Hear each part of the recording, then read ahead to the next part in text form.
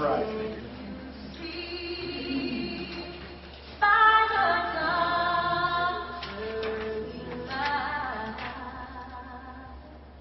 What so proudly we hailed at the twilight's last gleaming, whose broad stripes and bright stars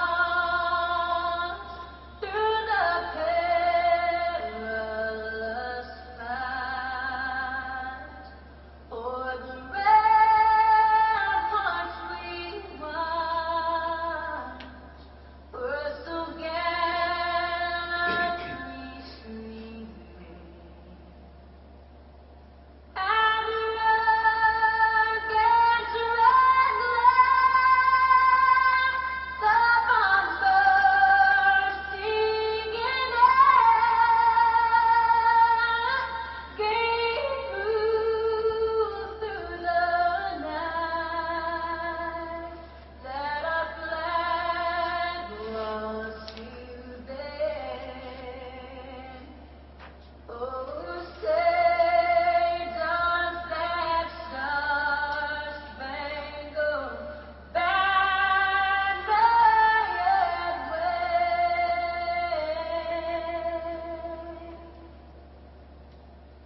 o'er the land of the free and the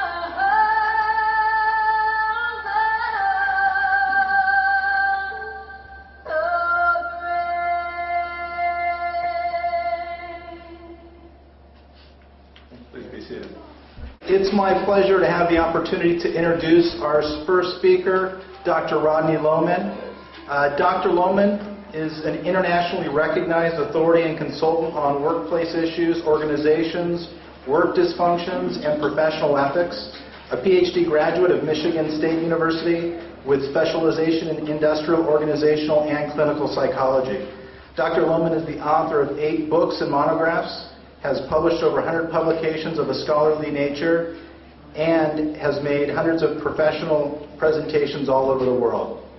He's a fellow of the American Psychological Association, Division 12 Clinical Psychology, Division 13 Consulting Psychology, and Division 14 Industrial Organizational Psychology. He's the past president of the Society of Consulting Psychology and for the Society for Psychologists and Management. In addition to his research and consulting work, Dr. Lohman has been a practicing manager, having served as president of Lake Superior State University and acting president of Alliant International University. In addition to provost and vice president of academic affairs, founding dean, and department chair. He currently serves as a distinguished professor in the California School of Professional Psychology, and he also serves as the chair of the San Diego iMerit Committee. Last but not least, he is a veteran. Please join me in welcoming Dr. Lohman.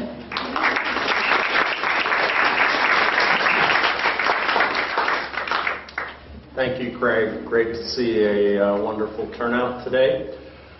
I was asked to speak from 10 to 10:20, so let me begin my talk by saying, in conclusion, I want to just take a minute, and I guess it'll have to be close to that, to talk about the relationship of iMerit and veterans and active duty service personnel as well. And I've entitled my remarks Serving the Underserved because, as we're going to see, there are a number of issues today. There are a number of issues that veterans and active duty service personnel are underserved, and in many respects, some of the concerns we hear voiced by students who are veterans and service personnel is that they feel that they are underserved here at Alliant. So that's partly why Craig and Tina and others put together this important event for today. iMerit, you may say, what does this have to do with veterans and military? Well, I can never remember all this, and I'm the chair of it, but this is what it stands for. International, Multicultural, education, research, intervention, and training. And how then how are veterans and the military related to this? Well, we had issues that were raised about military and vets here at Alliant, and iMerit unanimously said, yes, this falls within the purview of the iMerit initiative. And so we see it as important as any of the other groups that we are involved with. There are three major issues of iMerit that we get involved in. Promoting diversity, that is the hallmark of Alliant International University. The second one is particularly relevant to today's conversation and presentations, and that is creating a welcoming university and campus climate where all people feel included and affirmed. And finally, infusing into our academic curricula issues related to multicultural and international areas. Now, whether you are a vet or an active duty service person, you live in one of the most military-oriented cities in the world and one of the largest number of veterans. So your neighbors are likely to be veterans or active duty service. And the number one employer in San Diego is the U.S. Navy. By far, it's the number one employer. You can see here that the second largest employer may go down to third the way things are going, but the independent school district in San Diego has fewer than half the number that the U.S. Navy employs. So it is a large business, whatever else it is, for the city of San Diego. Number three, by the way, you may be surprised by, is UCSD. This is San Diego City, not county, but UCSD has 19,000 employees, so a little bit bigger than Alliant is. This you can't see, but it shows you the number of active duty personnel and civilian personnel, and in the interest of time, I'll save that one for another day. We also have in San Diego one of the largest naval fleets in the world, not just in the United States. And Miramar, right up the street here, is the largest marine air facility that there is. Okay, 2 miles away or whatever it is. Okay, veterans are a larger percentage of our population in San Diego County than in the state of California, and then in the United States. Averages 11.6% of the population age 18 and over in San Diego County are veterans.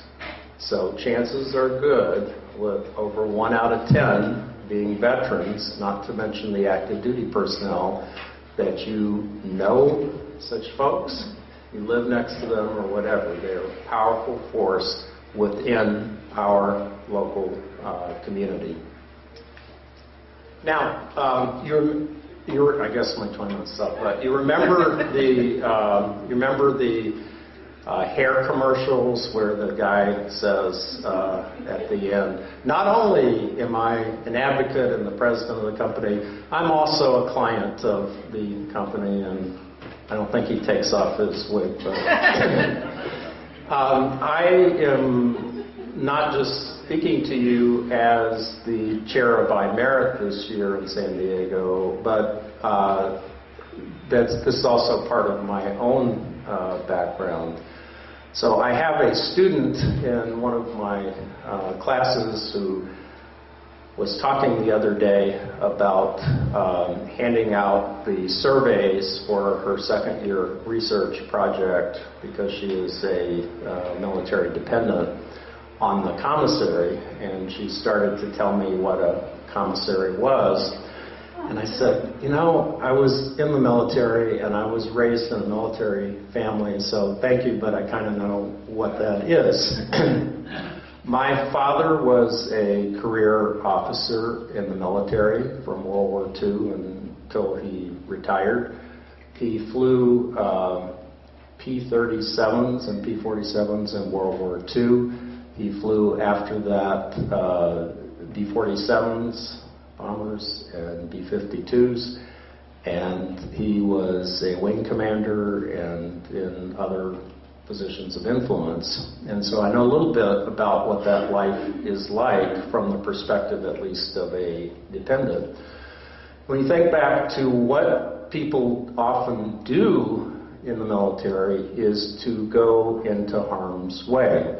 And for example, as a pilot of a B-52 loaded with nuclear weapons, it was not unusual for them to go on missions that were 24 hours long and where you had no assurance that you would be coming back at the end of that. And similarly, in today's military, it is not uncommon that people go not into one war, but one war 3 times or 2 times or whatever. And we have a whole new generation of military folks and veterans that are having had many different experiences, including more likely to survive as a result of combat duty. From the perspective of dependents, which is another group that we serve here at Alliant, I can tell you also, as one who was raised in that environment, it's not an easy life always for the dependents.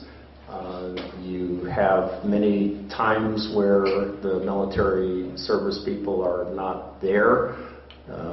In this very room, a few weeks back, we had a marvelous presentation sponsored by the Center on Integrative Therapy, where a woman presented who was a clinical psychologist who had served in, I believe it was Iraq, and she was in the middle of harm's way with her duties, and she had deployed shortly after having twins, and so she was away from her family, and she talks very poignantly about what that was like for her and also what that is like for the family. So our military personnel are not the only ones who experience the consequences of military service. There are lots of folks who are affected by it as well. And increasingly, we are aware of and trying to deal with the consequences of things like post-traumatic stress from people who have witnessed many horrific things in the name of defending their country. But the folks who are at risk include not only the military personnel themselves, but also their dependents, their friends and loved ones as well.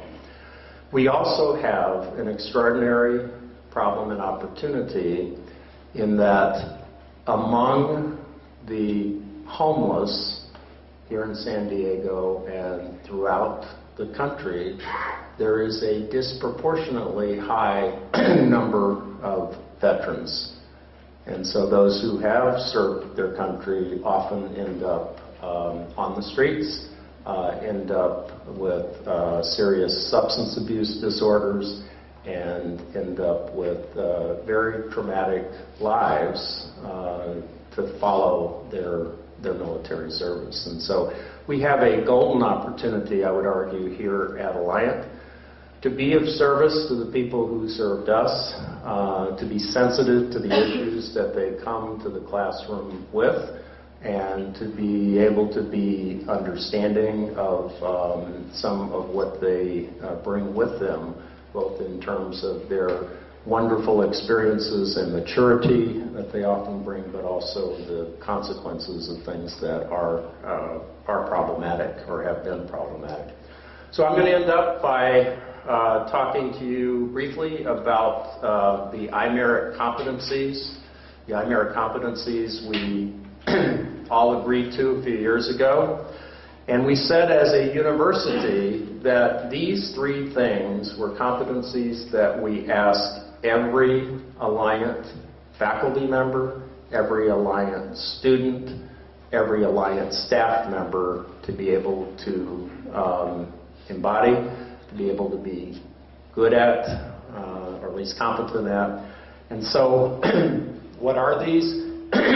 First is a positive, proactive, non-judgmental attitude towards diverse cultural and international identities and in their interpersonal and professional interactions. Secondly, a multicultural skill set for understanding oneself and being able to successfully navigate intercultural transactions. And lastly, the ability to engage in difficult dialogues about multicultural and international issues. This year, we will have the annual CIC, which is a Alliant iMerit San Diego event, cultural identity ceremony. And our focus this year, under the direction of Wendy Chung and a group that is planning it, will be on the third of these difficult dialogues. And we have singled out two groups that have reported to us that they experience issues in terms of what they perceive to be their treatment at Alliant. One is African American students, and the second are veterans and military personnel. So what you hear today will be great stuff. I know you're going to hear from a lot of folks, including veterans and so forth. You'll have an opportunity for a booster shot next month, I believe it is, when we have the CIC. So again, thank you for coming. It's a great opportunity and wonderful to have you here today. Thank you, Dr. Lohman. We really greatly appreciate the support of iMerit and our efforts to support veterans. Next, it's my pleasure to introduce Ms. Tina Moncada. She is the Director of Veterans Affairs here at Alliant. She served for 10 years in the Air Force in the medical field, and she will be talking about essentially the increased enrollments, again, in higher education of veterans and also the background and culture of the military. So please join me in welcoming Tina Moncada. Thank you, Craig, for your kind introduction. And thank you for your turnout, Alliant staff, students, and faculty. We certainly appreciate your support. In order to serve the military population, you have to understand it just a little. So in order to serve, we're going to provide you with a background on the numbers and a background of their culture and the resulting characteristics, best practices, and some of the challenges they face. So we'll begin with the increased number of military students. And I suspect if you are any bit aware in the classroom, around campus, around the community, you've witnessed the explosion of veterans, correct? Well, this has happened across the United States in colleges and universities, and of course at Alliant International University as well. We began tracking our numbers last year. As you see, we've had a pretty consistent increase. In fall of 2010, this last fall, we had a 23% increase, 57 new students. Remember, each term, we don't keep them all because some graduate, some are deployed, and then some are on a leave of absence. And some actually transfer out. If you take a look at our campuses, which campus do you think experienced the most growth? Exactly. So San Diego had 97 of those 159 students. If we look at the enrollment by school, which school do you think had the most enrollment? Right along with our regular numbers, it's CSPP. 68 CSPP, followed right behind by MGSM. Our lowest numbers are, of course, at the San Francisco Law School, but that is, again, indicative of their enrollment. Their enrollment is under 100 students. So 2 out of 100 is pretty good. If we look at undergrad, oh, the answer's already there. We'll see that a disproportionate actually are graduate students, but that is in line with our regular numbers. Okay, we have an overwhelming majority of graduate students there. As a result, we are going to have an overwhelming more graduate students. So why is this happening? Why are colleges and universities all of a sudden experiencing an influx of military students and veterans? Because it hasn't happened since World War II, correct? You know your history. Well, number one, Operation Enduring Freedom. And Operation Enduring Freedom began almost immediately after 9/11 in response to the terrorist threats, and this was in Afghanistan. Followed in 2003 with Operation Iraqi Freedom, which ended in September 2010 when we reduced the number of troops that were deployed. And now it's called, in Iraq, it's called Operation New Dawn. And Operation New Dawn is all about just stability in Iraq. There's about 50,000 troops serving there, predominantly Army. And it's supposed to end at the end of 2011. So what happened? There was these three engagements. We can't call them war because only our president, right, can declare war, and he never declared war. It was Congress. Okay, they're authorized to defend national security. So as a result of their service, and for the first time since World War II, our country cared. And as a result, the post-9/11 GI Bill was passed. And it began with Democrats in the South, Senator Webb. It's also called Chapter 33. Military students are eligible for a host of Chapter 31, Chapter 33, Chapter 35, Chapter 1606, Chapter 1607, yada, yada, yada. Okay, we're not going to go into that, but it's Chapter 33. And for the first time in the history of veterans education benefits, the military are allowed to transfer it to their spouse or children. That has never happened. So not only do we see veterans coming to our campuses, but their wives and their children and their stepchildren. And then, thank God, Congress enacted a provision of the post-9/11 GI Bill, which is called the Yellow Ribbon Program. The Yellow Ribbon Program is only for private universities. Because the post-9/11 GI Bill did not cover private university costs, they were set to be in line with publics, they introduced the Yellow Ribbon Program so that veterans and their dependents have a choice. If they want to go to public, they can, and if they want to go to private, they can, if the institution signs a Yellow Ribbon Agreement. And Alliant International University was one of the first private universities to be authorized by the Department of Education for the Yellow Ribbon Program. So we participate, that increased the enrollment. The other thing, the vocational rehabilitation benefits of Chapter 31 finally have increased substantially to cover costs also at Alliant. And that's for wounded warriors. And we're going to get into that a little bit later. And wounded warriors come to campuses with visible signs of trauma and invisible signs of trauma. Okay? Do not judge veterans. You don't know what they've been through.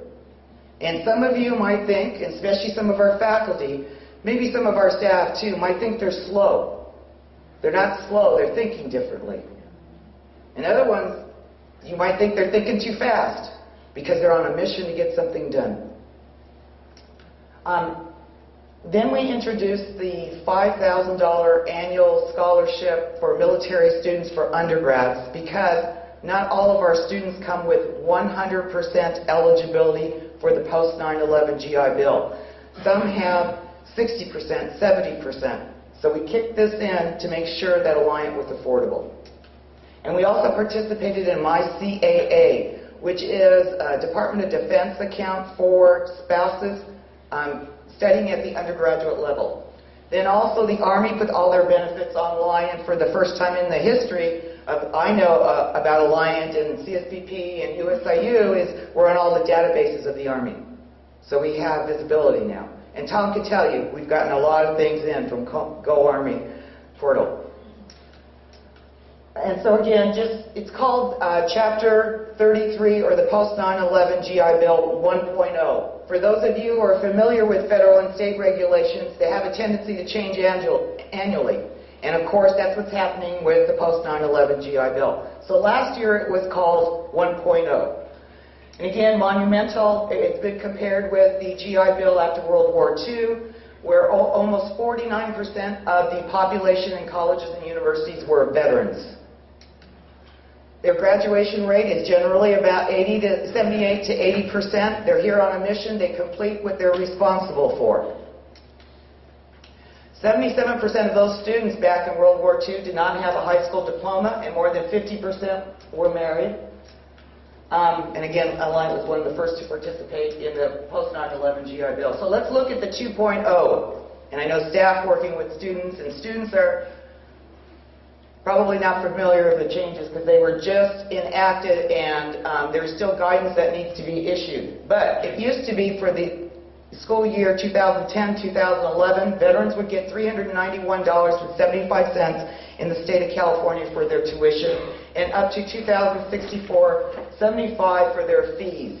That is no longer going to happen because there were, in California it was $391, in Texas it was $1,033. It varied depending on where you went. So they have now come up with a flat rate for private colleges and universities, which is $17,500 for the next academic year. Again, they get a monthly stipend based on the zip code of the school they're attending, $1,000 for books and supplies, $2,000 towards unlimited now licensing or certification. It's transferable. The thing we have to remember, these benefits run out after 3 years. So naturally, some of our students, say in CSPP, will use all of their benefits before they complete their program. MGSM, pretty much they complete their program without exhausting their benefits, because a lot of them are coming here for the MBA, MIBA, or the 2+1. But it's the undergrads that I'm a little bit worried about, because generally the undergrads, what they do is they don't come straight to Alliant. They come to us generally through community colleges, and some of them have spent 1 or 2 years at community colleges, and then they have 1 year of eligibility left here. Okay, and it's real important that leaders and administrators understand this, because when that time comes, we need to make sure that they have applied for federal financial aid so we know what their need is. We can get the federal funds in to see if there are any gaps. So I talked about this. To be eligible for the Yellow Ribbon Program, you have to be at 100%. So the 70, 60, 80 do not qualify, and that's why we put that in. We also created a function in the Office of the Dean of Students. It's called the Military and Student Affairs function, and we're here, and I hope the veterans know by now, and the dependents and our reservists and active duty, that we're here to serve you in your transition to and success at Alliant International University. And I know most of you do that because I hear from you. Okay. Each of our campuses, there's a lot of work that goes in supporting veterans, especially in the student support services or student affairs, admissions, financial aid, registrar, student accounts.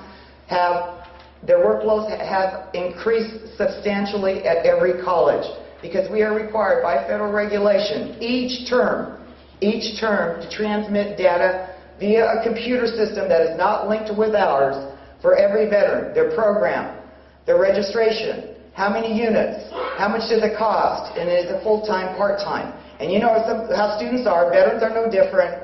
Drop. Want to add this one. I want to remove this one. So you know what that does? More transmissions. Okay? So these are our designated certifying officials who do the transmitting at each of our campuses. And for the San Diego campus, it's Faith Ballou. Faith, why don't you stand so everyone knows what you look like? Because I know you've spoken to most of our military students. That is Faith Ballou, who does all our transmitting for San Diego, for Irvine, and for Mexico City. And we've grown in Mexico City as well. And that's the rest of the campuses. So if you do a literature review on military students, they're generally defined as a subpopulation of the adult learner. And so they include active duty, National Guard and reservists, veterans in the community, like Rodney mentioned, family members, and of course families of the fallen, which come with a whole host of other benefits. So if we look at the number of military, it's just over 2 million. Number one is over 1 million are in the Army. Number two, Air Force, over 500,000, followed by the Navy, Marines, and the smallest is the Coast Guard. And that is number of military total in the United States and the other territories that we serve and across the world. As you'll see, the veteran population actually is declining. Why do you think the veteran population is declining? World War II vets dying. Yes. What's the other veterans that are dying? Correct. Right now, the largest number of veterans are Vietnam-era veterans. And those, unfortunately, that's the era that I was in, we didn't come with educational benefits. We were forgotten about.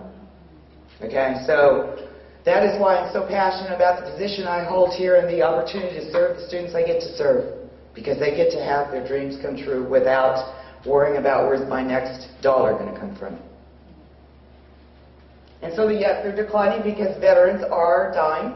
But the other thing that's happening, our troops in each of our branches are becoming more efficient and effective. We now in the Air Force have drones, so we don't need people, right? That was just an example. Okay, so let's see who's served in Iraq and Afghanistan. Over 2.1 million veterans have served in Iraq and Afghanistan. In August of 2010, those numbers were about 230,000. Then we cut down the force, and in February, the latest numbers is about 145,000. Iraq now is down to, it was about 50,000, 47,000, and Afghanistan almost close to 100,000. And again, the population growth is expected to be at least 20% annually. They expect at least for the next 10 years for all branches. So if we look at the states, let's see the states with the most deployed military. It is not California. California is third. Number one is Texas. Number two is Florida. And number three is California. And that's because there's a lot of Air Force in Florida. And there's a lot of training bases and other, I believe, other branches train there as well. Right? Veterans? Army too? Navy, Orlando. Oh, yes, there. But California does provide a big opportunity. It's home to over 5 million veterans, 175,000 active duty stationed throughout the state, 35,000 National Guard and reservists, and 250,000 veterans right here in San Diego. And so we look at California. There are military installations up and down the state near our campuses. Overwhelming majority, of course, are in San Diego, and San Diego has 8, as Rodney mentioned. Okay, so those are the numbers. Any questions? Why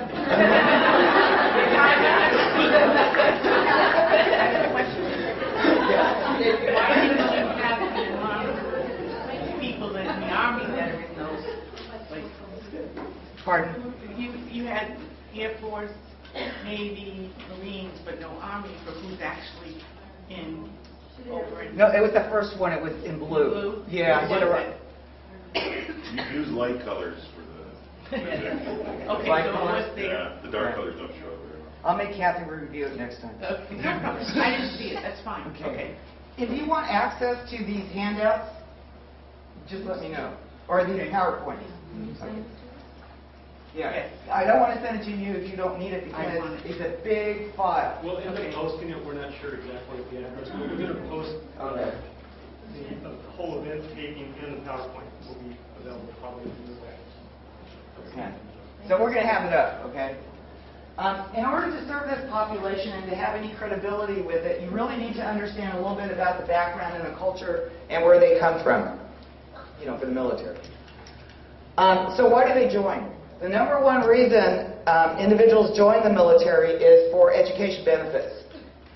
economic incentive, especially right now for reenlistment. There's big reenlistment bonuses because so many are getting out after their 3 or 4 years. There's a big turnover. So you could actually get like $50,000 depending on your position to stay in or what your MOS or military occupational specialty. The economy is driving some individuals to join the military. Naturally, there are some who just want to serve their country. I went in for several different reasons, watching Vietnam on TV and watching the fallen die. I wanted to make a difference. I wanted to get out of my neighborhood, and I wanted an education. So change of environment, that was true for me. Family influence, none. I don't know, for those of you who don't know me, I am an immigrant to the United States. My mother came from East Germany. Blonde hair, blue eyes. My sister, one of them, has blonde hair, blue eyes. So I know you expect me to be different. I'm usually thought of as multinational, I'll just say. Different things. But she's from East Germany, and I don't know who my father is. So you can guess. As far as my nationality, not my father. Okay. Sorry. Okay, so the military has to uphold the Constitution. And in this country, we are founded on the principle of civilian control over the military. That's a democracy. Civilian control over the military. Right? What do we see in the Middle East right now? Do we see civilian control over the... No. Exactly.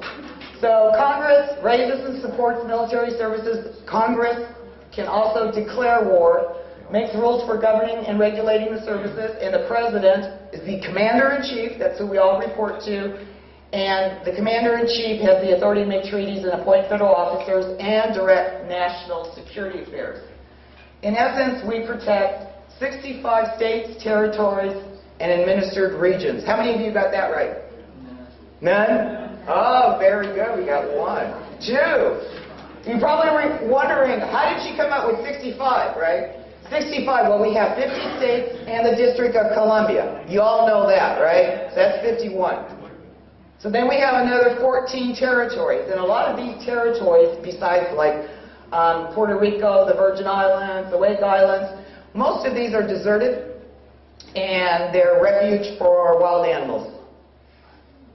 And then, of course, we have the administered region in Cuba. And in case you ever want to look at a map, there it is. Okay, so...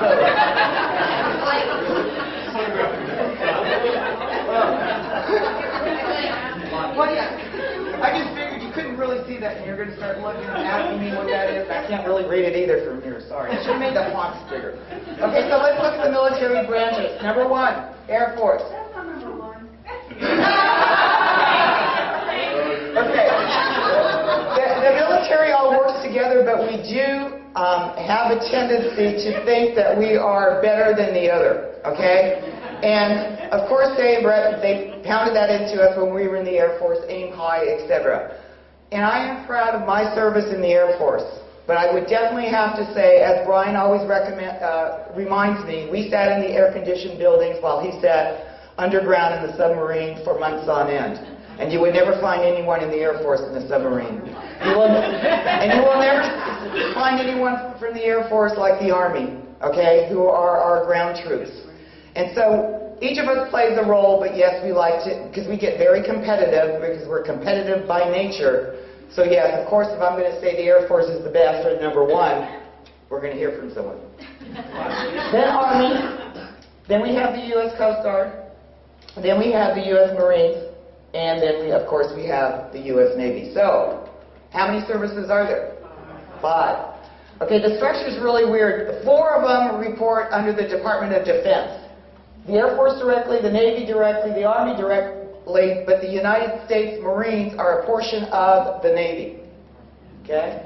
Then, the Coast Guard doesn't even report to the Department of Defense. They report to the Department of Homeland Security. Right, John? John is our Coast Guard. Stand up. There's not too many Coast Guards. That's our smallest. And that, of course, is the Air Force. What's our mission? It's offensive and defensive air operations, which includes space and ballistics. We're the youngest. We were established back in 1947. The Air Force is getting smaller. There's fewer pilots. There'll be fewer pilots since we're going to have fewer planes. I'm sure you're reading about the F-35, right? More capable, more precision tuned. It's really into computers. A lot of technology comes from the Air Force. I know, here's my age, but I was working on computers way back in the 70s, where it would spit out our doctor's appointments, remember, bureaucratic work is done for us in the military. We don't have to worry about bureaucratic work like registering, getting our textbooks, registering for classes. That's all done. Okay? Then you expect us to figure all that out when we get here. And so we'll get into that in just a second. And again, this is just an Air Force, and it has to do with the Afghanistan commandos and the Taliban, that they cannot handle our drones. And then we have the Army, and they sustain operations on land. They're the oldest and the largest. You know that now, right? Army, oldest, largest. Then we have the Navy, and they're called sailors. Each of them are called something different. Coast Guard is the Guardians. Air Force is Airmen. Marines, you better call them a Marine. Because once a Marine, always a Marine. And usually they say what? Hoorah! Right? Whoops, sorry, Scott. The Coast Guard, the Guardians, and basically search and rescue, law enforcement, navigation. I'm sure they're out right now in Somalia. Right? You know what's happening in Somalia? Yes. And then we have the Marines, and they were established in 1775, and they help support amphibious assaults, or land-based targets. Now, you guys get really confused with our, basically, there are two ranks, the enlisted ranks and the officers' ranks. Okay, I'm generalizing, because as I found out through Brian, there's also warrant officers. In the Air Force, we don't have warrant officers, but I'll get into that in a little bit. This is the enlisted. In general, enlisted do not have a college degree, and the ranks are E1 through E9. Across the top is the Navy. Nice and simple, you can follow it. Marines gets a little complicated when they get E8, E9. Air Force, we get because what you do is you go on a leadership track and you go on a technical track, depending on your competencies. Then the Army, look at how many different, through E1 through E9, they get it all. Good luck remembering that, because even within the forces, we don't remember each other's ranks. So it's not like, but you should understand the difference between enlisted and officers, okay? So warrant officers are basically in the middle between enlisted and officers, and they're called warrant officers because they have not been commissioned, but they've been warranted because of their skills. They're usually pilots. Army pilots is generally, they have technical knowledge. And so they're treated like officers and have all the benefits, but they came from the enlisted ranks. And then you have military officers. And you see this guy? It's always on your hat. You see the hat, the stars? Stars tells you they're what? Well, you're not going to know. Stars are colonels.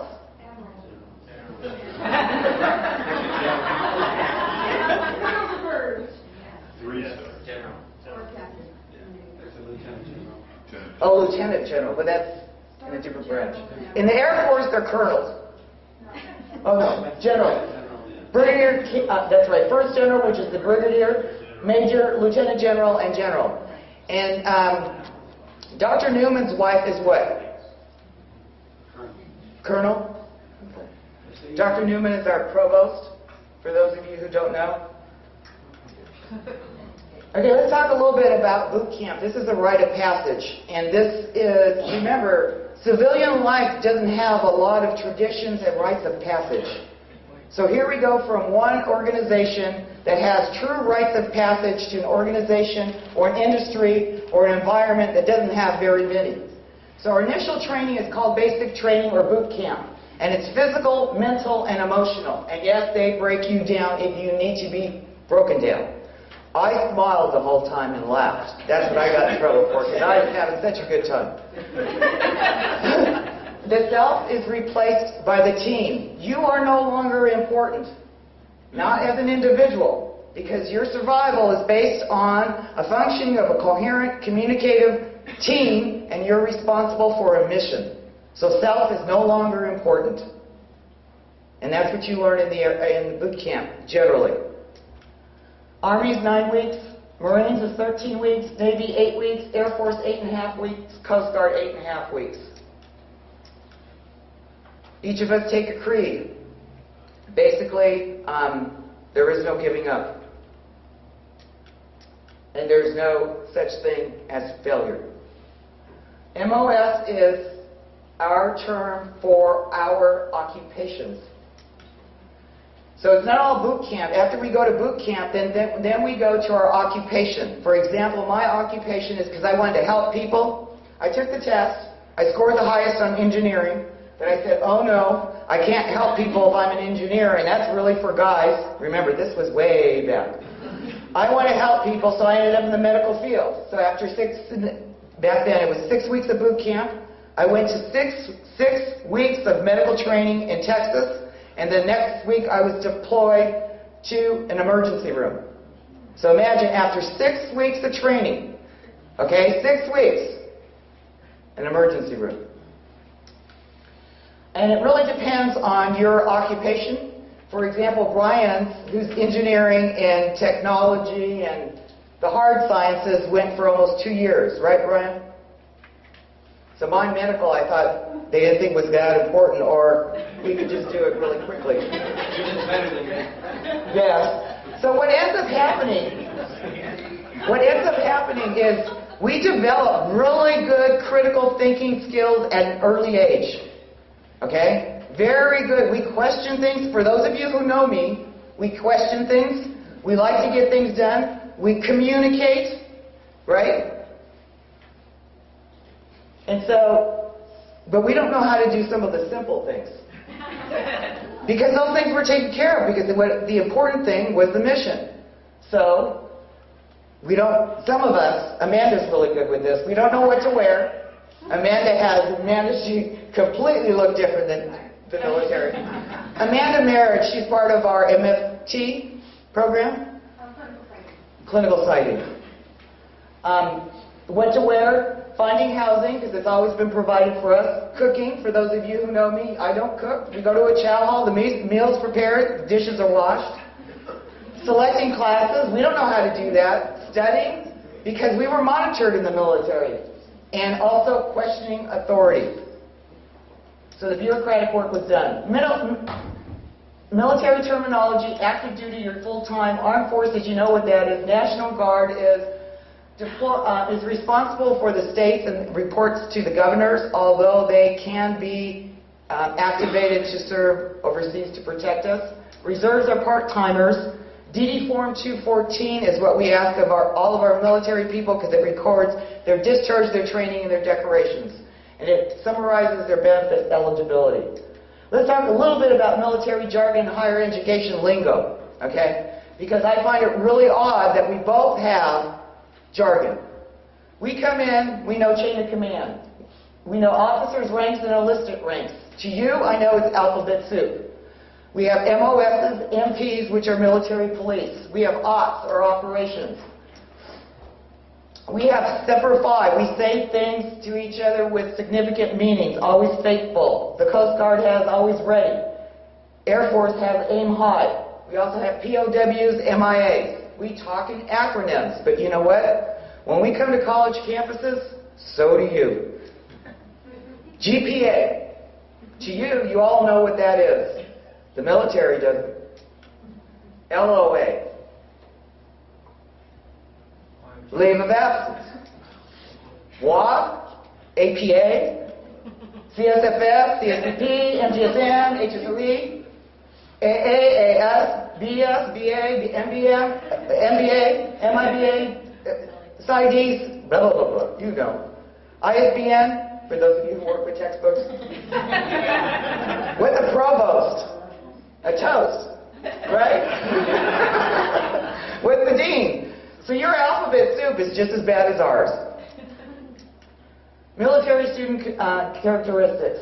When they come to a university or college, they're on assignment. They're here to do a mission, okay, and they want to get it done. They don't understand why we take breaks in the summer. Why do you need a 3-month break from 9 months of work? We work year-round. High expectations of themselves and their professors. Fear of failure.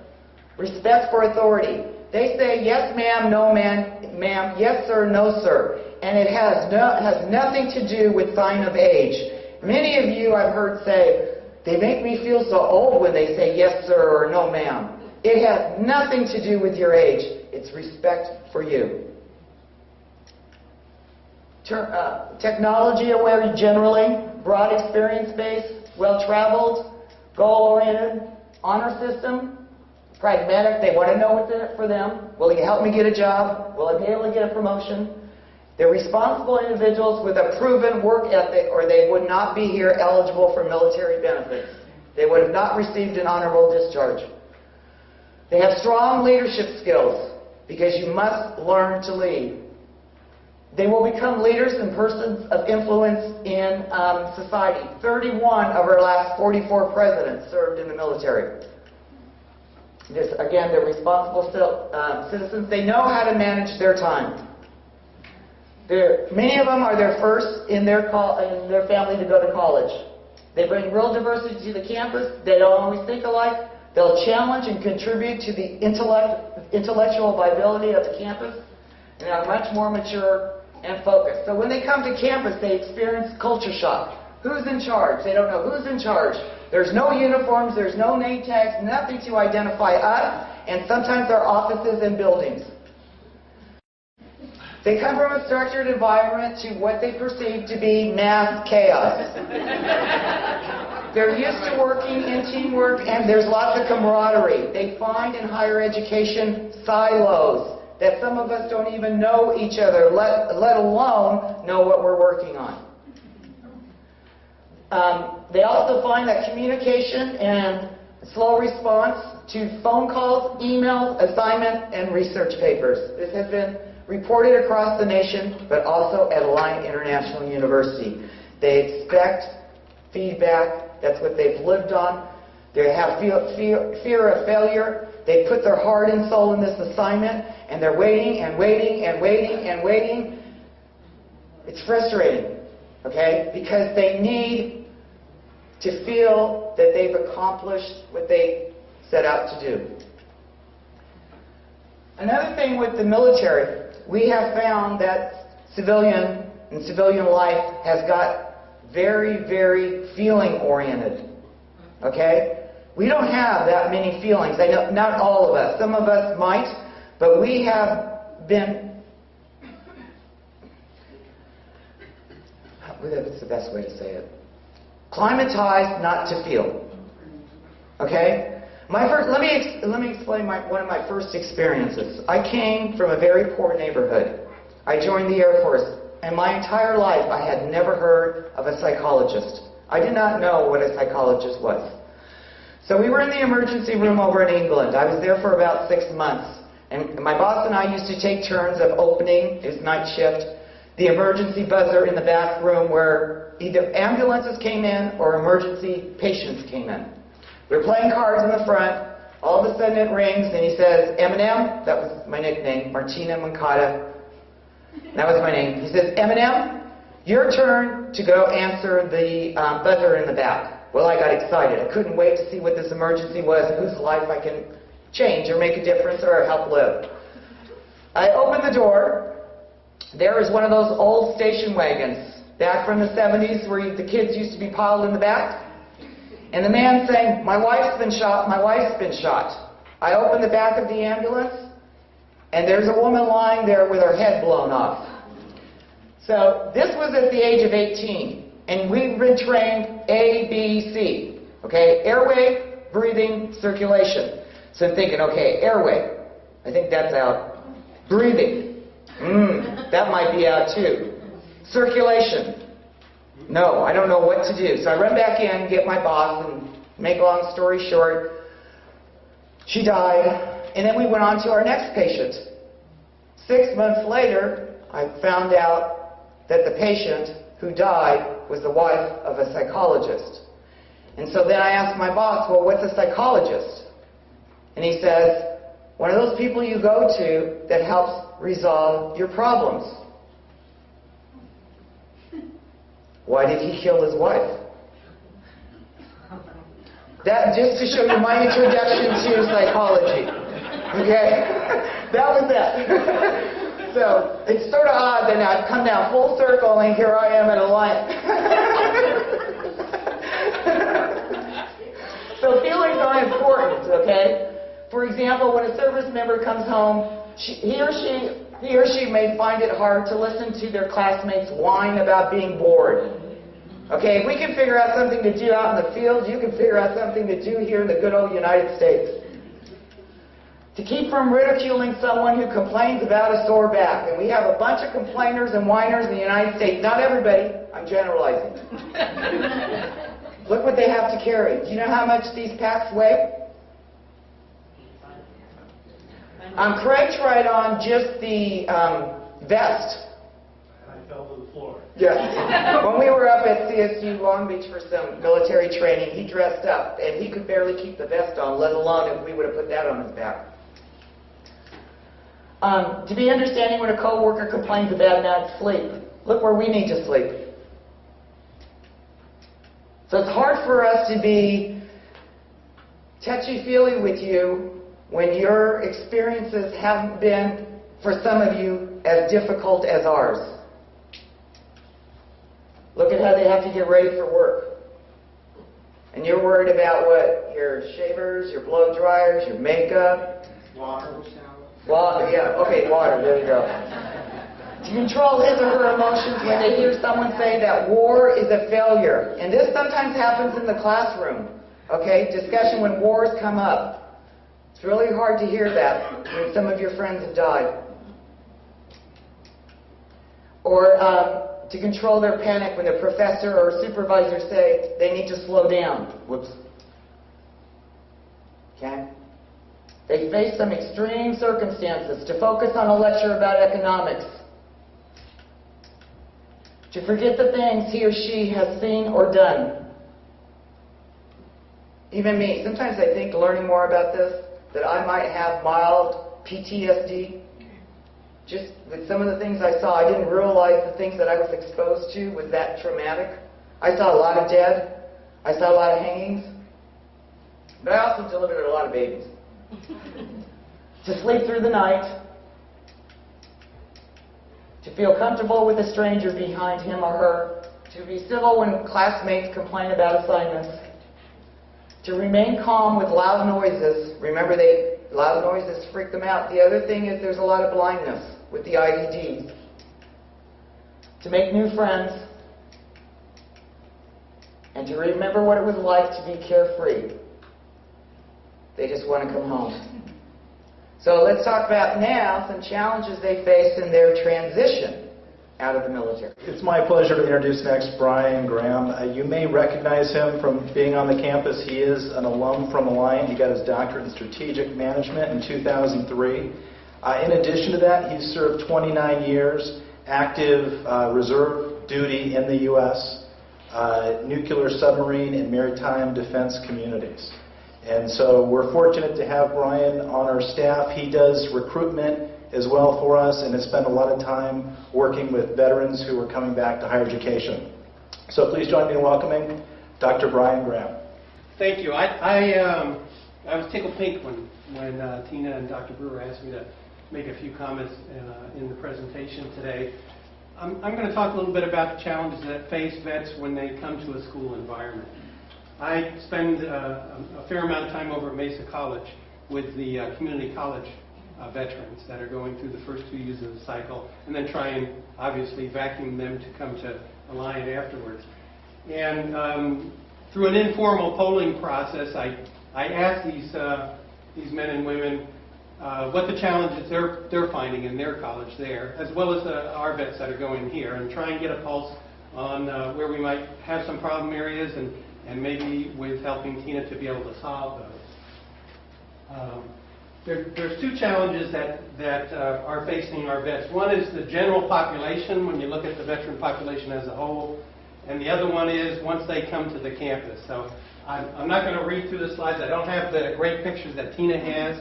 If you like those nifty pictures of the Air Force, if you go to any of the defense contractors, just inside information, and you type in request for proposals, when they give proposals to the military, they're looking for money to build a space system or a missile system or something like that. They do those nifty graphics. So if you're looking to get some of those neat satellite pictures and whatnot, you'll find those. General Dynamics, Northrop Grumman, they all have them. And I guess the theory is that they influence the people that are wearing the uniforms that have the money. The challenges that we see in the general population, obviously the physical disabilities, the ones that we most normally see is the wheelchair ramps that they put in. But you'll be seeing more challenges come through as the students come here with hearing impairment, missing a limb, maybe can't type and need to have somebody to help them with the typing. Blindness, you'll be seeing some of those starting to come through the schools. So physical disabilities, most of those, or many of them, are readily evident when you take a look at them. The mental disabilities, and those are every bit as egregious as the physical disabilities, may not be quite so obvious. And I would point to the ones that we're probably most familiar here with CSPP, the PTSD, which is a post-traumatic stress syndrome, the traumatic brain injuries, and also the addictions and the depression that many service members feel. The sexual trauma is a big one. I was very surprised when I heard that 40%, over 40% of women in uniform have experienced sexual trauma while in the military. It's a big deal. And so when they come out and they're sensitive to issues like that, we need to be able to address those as a college and as a community. The other thing that I'll point out there is the delayed onset of impairments. Sometimes even we as individuals who served in uniform don't realize, as Tina was saying, perhaps we suffer from some of these conditions as well, and we just don't realize that at the time it may come down the road. This.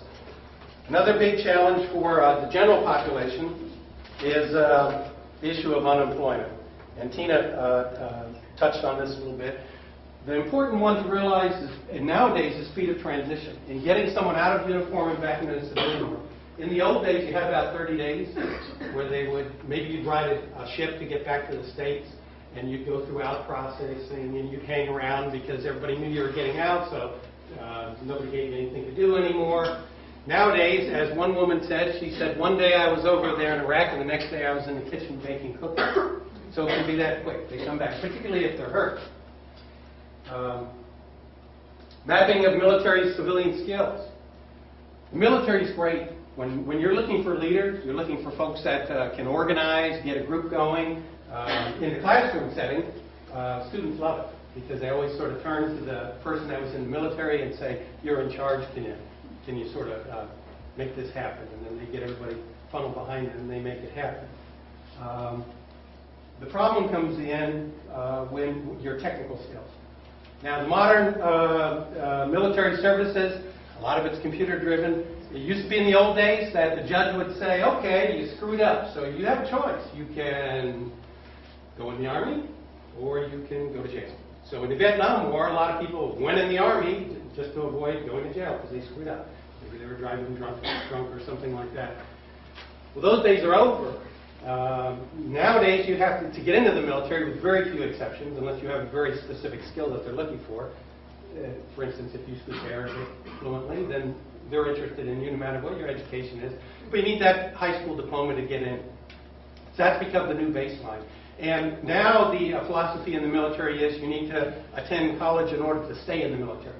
So now they're pushing for officers to go to graduate school and for senior enlisted to get their bachelor's degree. It was unheard of during the Vietnam days. So they're much better educated. The problem comes in with some of those technical schools. I had a senior chief that worked for me, and he was a torpedoman, and he got out of the Navy. A year later, he was back in. There aren't many jobs on the outside world that need torpedoman skills. So, I mean, but that can be a problem. So, the other one is inadequate preparation, and Tina again had touched upon that. This was General Amos came out and said in an article about 2 months ago, and he said, you know, we do a great job of training civilians to come into the Marines. We take 9 to 12 weeks to turn them into warriors. We strip down the civilian mentality. We teach them what they need to do. He says, we don't do a very good job on the other end. They take 4 days for a transition to put them out of the military. So they come back out, particularly if they've had these experiences in there, that many of which Tina had shared there, and try and integrate back in the civilian world. We're not doing a very good job in the military of reacclimating them to civilian life. And there's some efforts in the military to be able to fix that. And then the final point that I would mention there is the lack of confidence. When you go to Japan and you don't speak the language, then you usually aren't very boisterous and very forward. And the reverse is true when Japanese folks come here. And I only mention them because they tend to exhibit it, you can see it right away. They tend to be very quiet when they come here. They don't want to stand out. Their philosophy, the nail that sticks up gets hammered down. And so when they come out of the military and they come into the civilian world, many times it's totally foreign to them. Yes, they remember what it was like, but the next day they're back in that community again. So realize that there is sometimes a lack of confidence on the part of vets whether they fit in. And if you want the slides for all of the points on here, we have them for you. So, homelessness in the general population, another big one. 40% of San Diego's homeless are vets. Financial challenges, personal finance, very big challenge for military vets. Most people don't realize that because we're used to in the civilian where we've got our checking account, we've got our ATM and our debit card and whatnot. The military's gotten a lot better than that, but in the old days you just get the IBM card, the green card, which was your paycheck, and you collect those when you're on deployment, and you deposit them in the bank when you got back. Everything's done for you in the military. The check comes out, it goes in direct deposit, your money's there. You don't have to worry about it. You're not dealing with different banks. Many of the junior folks are not dealing with investments and things like that. The savings are automatically withheld. It's all done for you. So personal finance is the big one. They get out, they've got some savings, and they find within 6 months all that savings has been pissed away. And they're down there maybe on the door of Veterans Village and saying, hey, look, I need some help. I don't have a place to stay. I don't have any more money. And then the major programs. 400,000 not-for-profits out there are serving veterans. 400,000. So when it gets 900 for PTSD related, and that's both military and non-military life, it's hard to get your hands around it. And so when a vet says, gee, I don't know where to turn, that's part of the problem that's there. When they come to our school, different set of problems. You have to realize that the military bring a different mentality to the school. They're very conservative in general. One of the things, I think the misbeliefs on the part of folks who never worn the uniform is that all soldiers and airmen, sailors, Marines in particular, they're all warmongers, or they're baby killers, or, you know, it's hard charge, it's the warrior ethos, we're going to go out there, kick their ass, and we're going to win. I don't think you'll find anyone more reluctant to go to war than the military. They go because the civilian leadership orders them to go, and then they salute, and that's why all of the planning takes place ahead of time. But once the first bullet flies, all bets are off. It's very difficult to control many times. We've seen what's happened in Iraq and Afghanistan. So what I'm trying to say is that the military, as a mindset, is very, very conservative. They don't want to go to war. Their purpose for being there is a deterrent. It's kind of like the police force. The best policeman is the one that doesn't have to pull the holster and shoot the person. You know, you hope it never comes to that. But you've got to have the power there just in case things break down. Trained to plan, and they're used to critical thinkers. They're in life or death situations. They can't sit around and do a kumbaya session and let's decide what we're going to do. They have to know what they're going to do. I came from the submarine world, and on each one of the compartments you have what they call a damage control bill on the bulkhead, and it's got procedures for flooding, for fire, in case you've got machinery failure or loss of electricity, and that's there just as a reminder. You don't rely on those, you have to memorize all those things. Just like the surgeon in the trauma, in the ER room, when they come in and they're not breathing, you don't want to pull the thing out and say, oh, okay, step one, step two. But you pull it out afterwards to make sure that you've done all the things you need to do. Anyone who's been in the military knows what I'm talking about. And so what I'm saying is that They plan ahead. And many times in a school environment, we don't do that probably as well as we should. What might you see when vets come? Well, you know, vets are people too. And I say that because I think we need to be a little bit careful because we, as maybe as a tendency for all of us, is maybe to put them on a pedestal. Yes, they are warriors. They go out and do things that many of us would not want to do. But you know, they come from heartland America just like all of us. They're trained in a different way. They're trained to do a job. And so they do what is asked of them. But they have feelings too, as people. You'll find that in your classroom, perhaps, or dealing with them offline, they may challenge some of your positions. They're trained to do that. Yes, they take orders, but they're not stupid. That new ensign that reports on board that has charge of that division now, the chief, the first thing he does is put his arm around him or her and say, okay, I'm going to show you the real way to get things done. And you listen to what that chief says, or that master sergeant, because that's the way things get done. You go in there with a cocky attitude, you say, I'm a CAD grad, I can kick butt because they teach me that I walk on water. You get knocked down very quickly once you get in there and you try and take that attitude. So they do question when things go wrong. And the attitude that we may have, looking at them and saying, oh, you're just a grunt, you just follow orders. No, they don't. They follow orders, yes, but they also see if the orders make sense.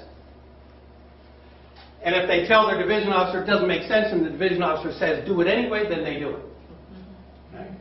But they're not stupid. They don't just blindly follow. So they may be impatient with the bureaucracy. We'll see that in the challenges that students face at the end. They may misunderstand who they are as a person and how they fit in. And a very important one at the bottom is vets talk to other vets. They've been there, done that, regardless if they were in the aviation community, the submarine community, if they're out there digging foxholes in the desert. They know that the other person they were talking to walked the walk. And that's something that those who have not put on the uniform have not done. The best analogy I can have, at least for the women, is there's no substituting for having a baby inside. When the guys say, oh, I'll put on the pouch with the weight and see what it's like, you really don't know it unless you're pregnant. Okay? So, same thing. You really don't know what it's like to serve in uniform, to have put through trials, through things that you thought you could never do as an individual until you're actually out there on the battlefield. And with all due respect, with the, where they tried to have the civilians experience that, and you put on the 80-pound body armor, and you put on the 100-pound pack. But it's not quite the same as hiking across the desert in 120-degree heat, gallons of water just pouring through your system, and worrying about being shot at, or hitting an IED. So it gives you a little bit of an idea, but it's not quite the same. In the submarine world, we have the diving trainer where they put you down at 100 feet, and you have to hold your breath, and you have to go ho, ho, ho all the way up, because if you don't, your lungs will burst. Not quite the same as being down on the bottom there at many hundreds of feet, and having to actually come out of that escape hatch. But it gives you an idea of what it's like. So it's certainly better than nothing. Possible student reactions there. Possible instructor reactions that we may have and staff members. Thinking that former military can only take orders, and they don't do much more than that. That the military is overwhelmed by college complexities, therefore they can't handle a complicated situation. They're still high on the war. And probably most important is very few counselors these days actually have military experience. I know in Congress, very few congresspersons are actually served in the military. And that's a problem. That's a problem when it comes to understanding the military mindset. So we may see that as staff members. Student vets, those are the pluses that we see. They're great students. Sometimes we hear, and I don't mean to minimize it, about brain injuries and whatnot, but by and large, they go in, they do their job, they get out, and they go to school because they want to go to school, they want to participate, they tend to be natural leaders, they speak up, they have experiences that others can't relate on. And most of the professors that I talk to say, my best students are the vets that are in the class. So we just have to take care of those that have some special needs there, so make sure that they're accommodated as well. The grades. I'm not going to go through these, But if you want to take a look at them on the PowerPoints, you can see there's a lot of them when it comes to student vets with the way that they perceive things are run here at the college. And there's two lists there. There's so many of them. But the important thing is the top challenges of vets. These are the ones that I seem to hear most often coming from them. So these are the things that we as staff and professors probably need to think about. The first is the bureaucracy. They prefer to have a one-stop shop where they can come in and have things done. Tina touched the point right away. You need to get your teeth fixed, you go up on the tender, there's a dentist there, you sit in the chair, they shoot you up, you get it taken care of, you go back down to the boat, and you're fixing that turbine generator that isn't working. You know, your medical record is updated, everything's all annotated, you don't have to worry about it. You go to the Chow Hall Foods there, it's cooked, and they do a good job now. Back in the days, they were submariners ain't the best of all the military. We used to get the lobster tails and the steaks because we'd disappear for 2 months on end and not come back. In the military, things are done for you. Here at the university, a lot of it just rests on the individual themselves. So, one-stop shop, make the payments on time. Dadgummit, I can't tell you how many students say, I'm waiting for my VA check to come in, I can't go, I can't even put gas in the car. Perhaps as a university there may be some sort of bridge funding or some sort of mechanism that will take care of that. Demonstrate military friendly, don't just talk it. Student Veterans Organization, Veterans Center, Veterans portion on the website, those are all important indicators to a vet that the college cares about them, that they are important. Educating the faculty, that's what we're in here, faculty and staff. Jobs are important. Accommodating student vets with vets with disabilities. We'll see more of them coming to the universities. And then they'd like to see some clarity on policies and procedures. And the big one is communications. Because in the military, we have what's called repeat backs. And what that means is that when I give you an order to start the feed pump, number one main feed pump, is you repeat that back to me so that I know that you know what it was that I want you to do. We don't do that in the civilian world. And so when somebody says they're going to do something, maybe it gets watered down or ignored, and then maybe it just doesn't get done. In the military, the repeat backs make sure that the communication circuit is 100%. And then the division officer, the chief, gets on your butt when it's not done. So there's a lot of redundancy built into the system to make sure that things that need to get done do get done. In the college world, that's a bigger challenge for us. So those are the challenges that vets have told me they face when they go to the colleges. That's it. Thank you.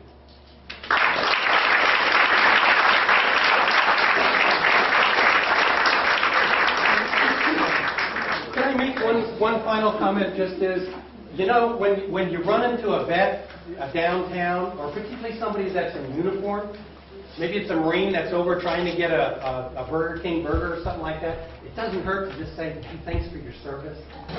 It makes them walk on water. It makes them feel that they're appreciated. It makes them know that the public at large appreciates what they're doing. So that small, simple thing will do a lot to help our country appreciate our military. I just have one question on, you don't mention age specifically, and I just wondered, are there some particular issues with when the vets are considerably older than the general population of students? Or are they still? I haven't run anything that would be age-related. You mean as far as having more problems? Well, not necessarily more, but different issues, just being if they're older. I've had some in my classes that were older, but I don't know who we're getting, how many of them are fresh out of the service. Has anyone run into, Amanda, where? I work with vets. I know in a recovery setting in particular, the younger vets are very much like the 20-year-olds, the really young vets coming under 30 are really go, go, go, go, go. Like we have a year-long program, recovery program where I work. I can talk about that more later if you need to, but the young vets coming back are like, get me in, give me 3 months of recovery, get me back out on the road, get me going. So with the really young vets, there's this huge push to just move. Don't make them stop, don't make them slow down. There's a lot of psychology attached to that, which I get into, but we're kind of time limited. And the older? So, I don't know as much about the older vets. As far as like academics, Well, just adapting to when most of the people are under 30 I in think, their 40s and 50s. I think older vets have had more time to adjust. I mean, one point was made up there, and I get it very frequently with the vets that I work with, is that the military does a great job teaching me how to kill people. They do a great job teaching me how to do my job and be professional and do all this, and I get months or years of training even. And then they shoot me out and they don't debrief me and they don't talk me down from learning. Like, I don't know how to go back into the normal society now. So it's not even just a couple weeks of basic training. It's those years of grooming these people to be great warriors or to be great leaders or to be great whatever in the military structure. And then, thanks for your service. It shouldn't be too hard to go to a civilian again, should it? But it is, because we don't teach them how to not kill people. How to, I mean, I just use that as a very brief example, but yeah, so that's a huge stressor, I think, for any vet. I'm sorry to interrupt. We're going to have to move along just so that we have an opportunity to hear from our student vets in the panel. Before we do that 3x5 card that you have, if you haven't already written down any questions for our veteran panel, I'd ask that you do that in the next few minutes. Again, I want to give an opportunity for our student veteran panel to come up at this time. And what we're going to ask of the student veterans, if you could just sit right here. We've got some seats up here. And Does anybody have any questions on the cards at all? Yeah. And please hand the cards to Brian. He'll be walking around. All the way around?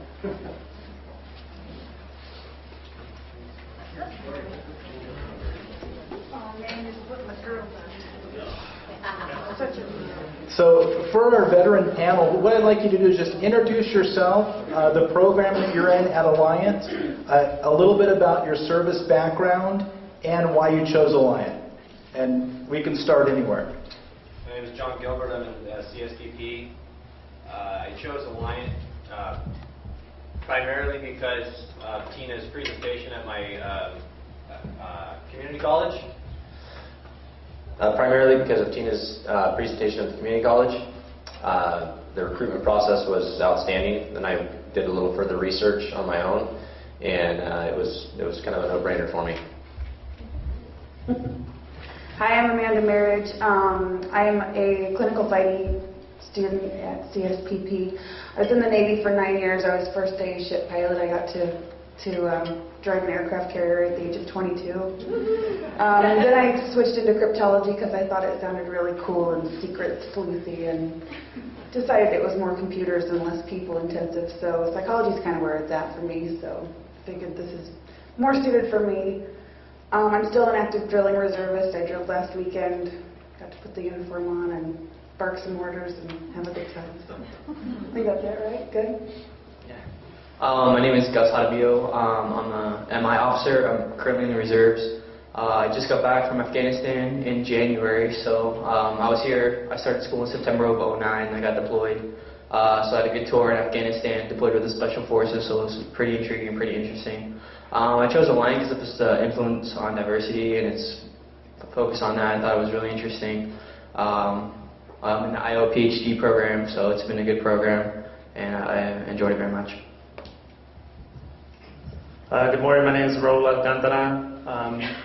Currently MGSM, Integrated Marketing Communications Program, and 5 years active duty in the Navy. Currently I'm an active reservist. I just re-enlisted for 2 more years, so that'll be a total of 4. Just want to stay in until I finish my education. I chose Alliant because of their fast, pretty much they guaranteed me in 2 years you'll have your BA. So that's why I chose this school, and my counselor at my community college recommended it to me. So they're going to give you the red carpet, so go that way. Thank you. Hi, good morning. My name is Tara McGuire. I am currently in the CSPP PsyD program and just started this year. I chose Alliant because I'm from San Diego, and I was very interested in doing a practitioner-oriented doctorate. And Alliant is the program in San Diego, the only, but also very highly respected in this area, so it was an easy choice to make. My background is I did ROTC in college and served for 5.5 years active duty in the Army, and my background is Medical Service Corps, so I think that's that. Well, hello, my name is Raymond Penny. I joined the Navy 1 year out of high school because I wasn't ready for college. I tried. I wasn't ready. So I did 6 years in the military, and then I got out to go back to school. I did 6 years because I wanted to go back to college afterwards. And I came back to San Diego to go to college, and I went to community college at Southwestern. And I knew I was going to transfer eventually. And one of my faculty at Southwestern was an Alliant alumni and recommended Alliant. Look into Alliant. And that's what I did. And I found out that after 18 months of community college, I had 18 months left of my GI Bill. That's 2 academic years to finish my college degree. Alliant guaranteed me 4 semesters will have you out if you do 15 units. And state couldn't do that, and neither could UCSD. So that was a big selling point for me. That's why I ended up at Alliant and fell in love with the faculty and staff here. So that's about it. Hello, my name is Matthew Lutz. I'm a first-year PsyD student as well. Joined the Army Reserve in the year 2000 as a medic and a mental health specialist, but for the last 5 years I've been a medical service officer like Tara doing health services administration. I chose Alliant because of their emphasis and their balance between professionalism and forward-thinking, outside-the-box psychology, and so that's why I wanted to be here.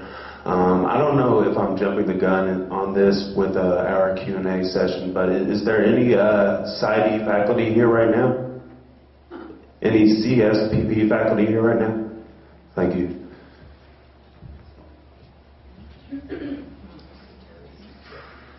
So what we'll do at this point, Brian has the questions from the audience, and he will pose them to the group. And whomever wants to answer first, you can answer, and we can have several people answer the questions. Thank you, and thank you, panel. I just picked a few questions of the many that were asked. The ones that I picked seem to have more to do with students and the college experience and maybe adapting to the college experience. So the first one is, how long did it take you for you to adapt to college life, and have you had an incident in class where you were not open about having been in the military? I'll start. I don't need a mic. I started at Southwestern, so I had 2 years of community college before I ended up at Alliant. And I was always vocal about being a veteran. The thing I found different, especially at community college for undergrads, is the level of thinking behind the students versus me and some of the other veterans in the class. It's a very young crowd, and it's kind of hard to relate sometimes to these other students as we're talking. Like Tina talked about in her slides, that relating to them when they complain about homework. It's true. I mean, I hear them complaining about these assignments, and it takes you an hour. I mean, are you really complaining about the assignment? Are you really asking for extension on the deadline?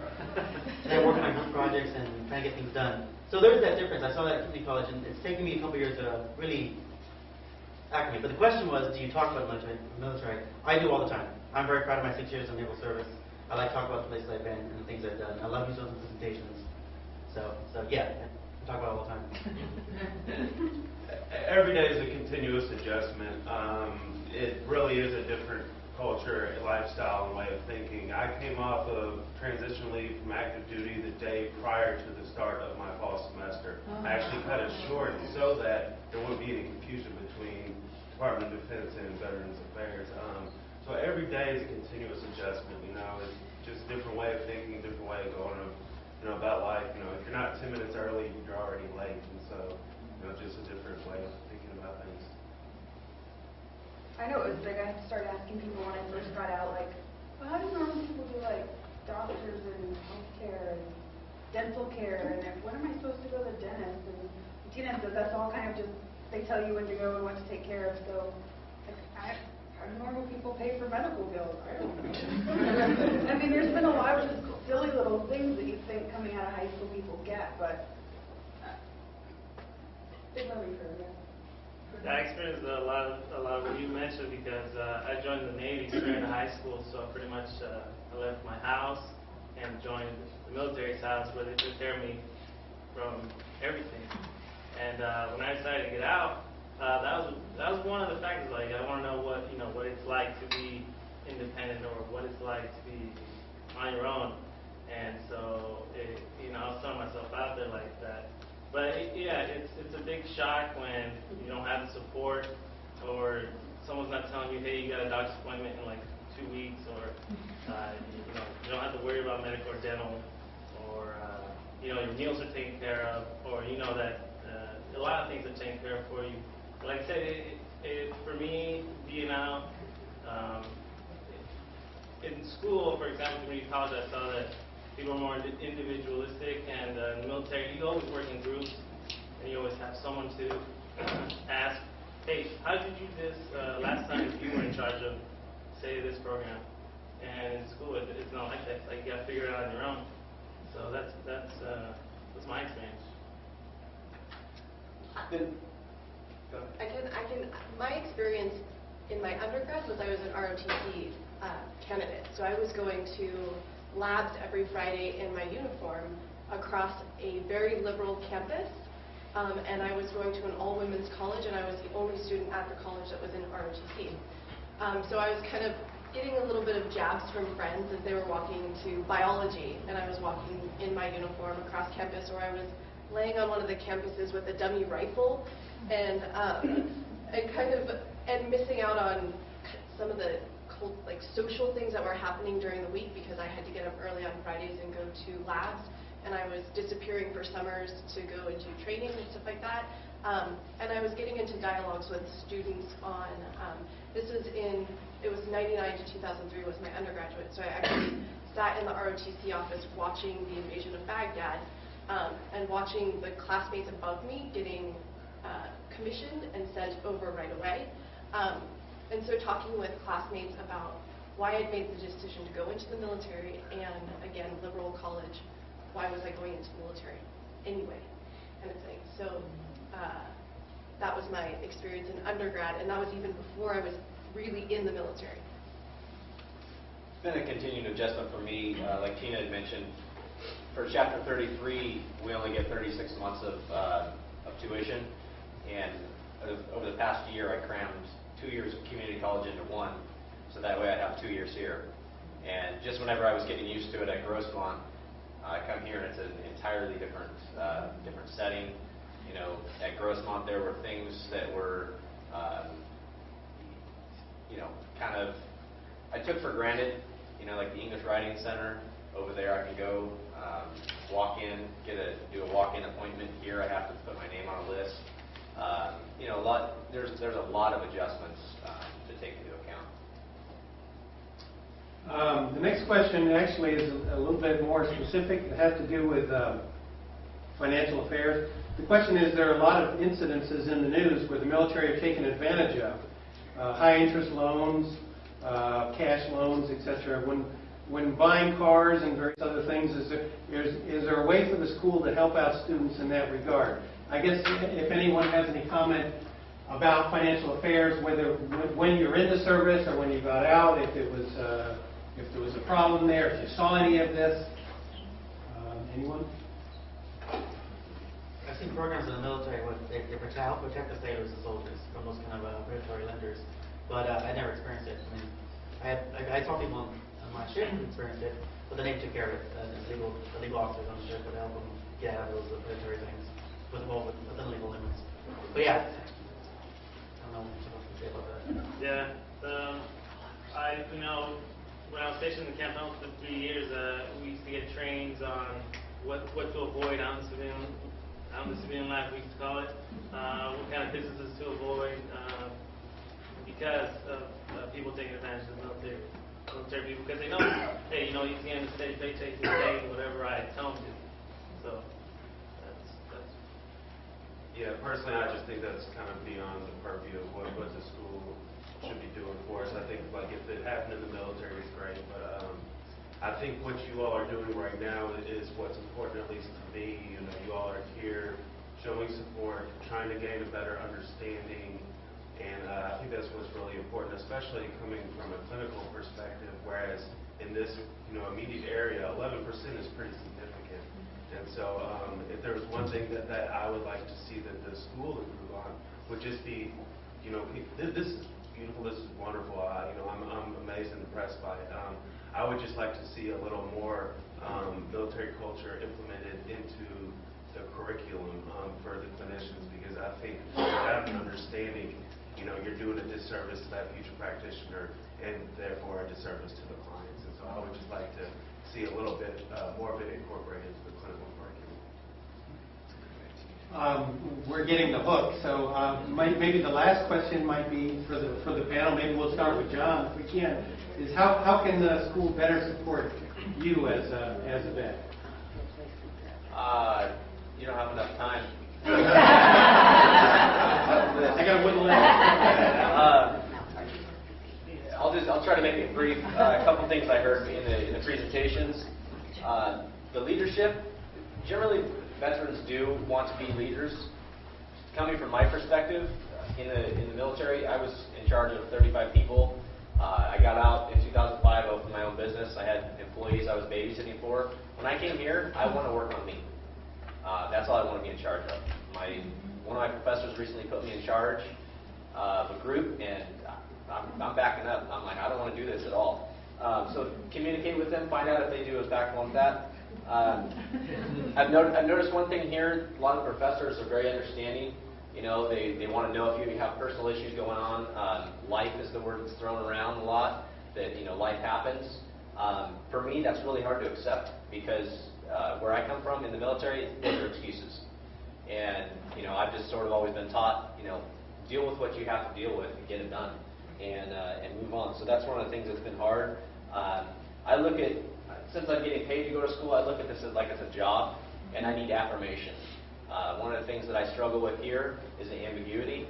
I struggle with not knowing what my grade is on, I don't want to say a daily basis, but when I was at Grossmont, I had an online program similar to Moodle, and I mean, maybe a little bit OCD, but I would check it on a daily basis. I wanted to know what my grades were. If I had a B, I'm doing everything I can to get it up. I understand the idea that we want to sort of, you know, push the students along. If you know you have an A, maybe you're not going to try a little harder. I think for veterans, I'm still trying harder because I want an A+. 36 months of GI Bill, I already talked about that briefly, that, you know, most of us are cramming to get our for me at least, undergrad, I'm trying to get a degree in 3 years. So I'm very stressed out. Maybe that's why I'm talking so fast. There was one question, I don't know if she's still here, yes, about the age difference. Yeah. For me, I graduated high school, I went to a tech school, I worked for 2 years. I joined the military, I was in for 7. Got out in 2005, opened my own business. When I come to school, I'm 34, I'm a single father. I was up till 3 o'clock this morning doing homework. Up at 7:30 to take my son to school. Whenever I hear kids complain in class, I get irritated. You know, age does matter. I've had a lot of life experiences, and, you know, it's hard for me to sit in a class and hear someone complain. And as far as talking about experiences in the military, at Grossmont I was accepted a lot. I won't say that I haven't been accepted here. I have not been engaged in classrooms. I have not been asked to share my military experiences. That is something that I do enjoy talking about and would like to be engaged more in class. That's all I have. What was the question again? How can the school better support you, or what the forum's yours? Oh, yeah, okay. Sorry. I was also up really late last night getting it all done. So, one thing is, Tina and the school have done a great job with Yellow Ribbon. But some of us that are 100% didn't get the Yellow Ribbon. So if you know what the dean is, I still don't. It's one of the things that bureaucracy I don't get. But if you know who that person is, talk to him and tell him that the rest of us need to get ours too. Dr. Morgan Salmon. Okay, so forever. That's a personal plug. I had like 7 things I wanted to talk about, and my brain just went completely blank, unfortunately. I have these business cards called Courage to Call. It's a organization run by veterans, by people who are just out of active duty. It's for veterans, but it's also for anybody in this room who has questions about veterans in general. They're there all the time. They are underutilized. So if you have any questions in general, even if you think it's a silly question, I'm going to leave these here. I actually have a client in about a half hour, so I need to run soon. But just a great resource to have. If you have veterans, you can refer them to this. But it's a great resource if you have questions. I had one other thing. Matt has said it's like the best thing you can do is to be here and try to understand the military culture and understand who we are. And I think I personally have had a couple uncomfortable situations with professors when I've been in charge of 300, 400 people at a time, and I've had to learn how to project my voice and how to stand with a presence and how to kind of be in charge. And I know a lot of times, especially for women, that's looked on as like, well, you're way too much in my face, and you're not like.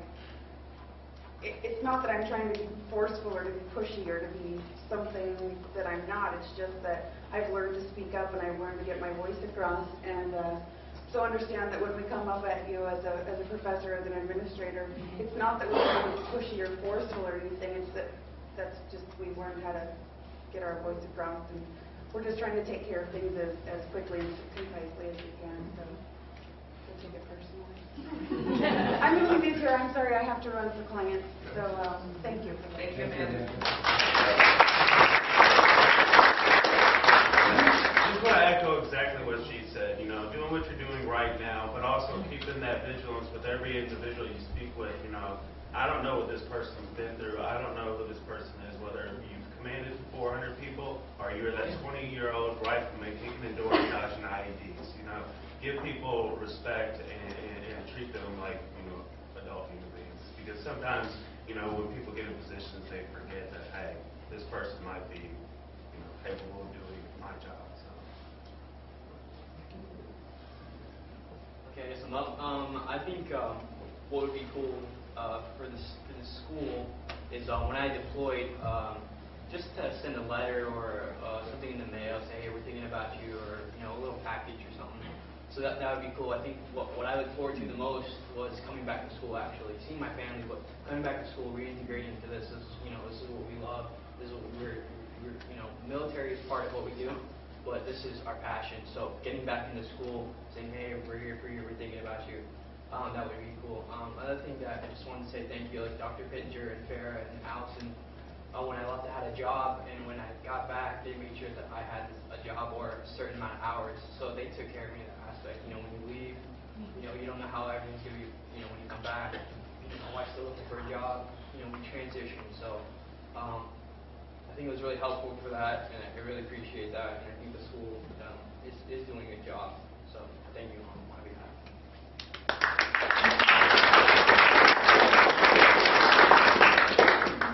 One way I think schools or Alliant can help their military students and new students is I look back at my military experiences, and whenever you check into a new command, you get to meet all the higher-ups. You pretty much go, they give you a check-in sheet, and you got to get all these signatures, and you're not fully checked in until everybody has signed that page. That makes sure that you know who's in charge of you and who's responsible for what programs and who's responsible for this and that. And so you got any questions, you at least have met the person. Like the dean, I didn't know who that was, and this is my second semester. So, I mean, it's more of like the structure. Like myself, I was in charge of a lot of, you know, programs. I have a job, like one of 3 jobs in the Navy that exposed me in Leavenworth. I held a lot of positions where if I didn't do my job correctly, my CO could go to jail. So the structure there is definitely, you know, knowing how things are structured is something that's important to me. Who's in charge of this, or who do I go ask questions about? I don't know, finances, because sometimes that would come up. So I think just for the military students, Alliant could implement a program that, you know, makes us aware of who's in charge of what. It gives us a better overview of how the school works. I'll try to be pretty quick. So when I came to Alliant and started applying, I identified as a veteran right off the bat because I was interested in the GI Bill and what that meant. Tina and I talked right away and had a 40-minute conversation about what I needed to do, and that there was the potential for a student veteran organization starting. It hadn't started yet, and so I have no kind of like gripes about how my experience here even started as a veteran. I'm really excited about this student veteran organization existing. I think it's a great forum for us to talk about what we need and have a voice, a combined voice. And so I'm really, really happy about that and think that that resource is the best place to even start. My one request of Alliant would be, I'm a veteran, I'm going into mental health, I want to work with veterans. I live in San Diego, which is the highest population of veterans in the United States. Not only will I see veterans because that's who I'm seeking out as a population, but everyone I'm going to school with will. No matter what agency they're at, no matter if they're in private practice, they will see veterans. I think that it would behoove the school to start integrating military-emphasized curriculum. I would benefit from it, and so would my classmates that might not even focus on that population. Okay, I just have a couple of things. First, I have Amanda's cards for Schlep, so if anyone wants a card, you can see me after this month for a card for her to call. Second, I guess kind of gripes. There's two, my biggest gripes about Alliant. And first, I'm going to start with the faculty, and I'm an MGSM student. I came here ready to hit the ground running. I was ready to discuss, I was ready to debate, talk about things, and feedback. I love feedback. And as a military guy, you get a lot of feedback from your superiors. When you do a job, they tell you, you did this right, you did this wrong. They tell you can fix it. Let's talk about it. I like that. And for the first semester and a half here, I didn't get as much as I wanted of that. And that was because I had high expectations. Paying a lot of money to go to school year. I want that feedback. I want to talk about stuff. So I expect to see that. So especially with veterans, some of us are excited to that. Some of those students aren't as excited, and we see that in our classes. Some who are just here because, for whatever reason, they're here, and they're not as excited about it as we are, as we want to discuss and debate. So it's kind of hard for us sometimes to deal with those students, and we're let down by some of those students. But we still keep trying to go, and we try to engage our faculty. And sometimes I know faculty are busy. And we want to come back. We want them to come back with us and say, hey, here's some more. Let's get a little extra feedback. We're hoping for it. So when we come off as strong, like Amanda said, that's because that's what we're looking for. We have those high expectations, and that's just how it is. Now for the staff. So staff, you guys have done a great job supporting me specifically. I've worked in a lot of different areas here with the staff. My one complaint about the staff is when I make a mistake, I try to own up to it. I say, hey, let's fix this. When the staff makes a mistake here, it would be great to say, hey, we messed up. Let's fix this together. Let's make this change and make it right. Instead of getting an email from someone I don't know in a certain office or a student employee's email saying, hey, we need you to bring this into me. Call me. Or get a letter from someone who's in charge because there's a mistake with me.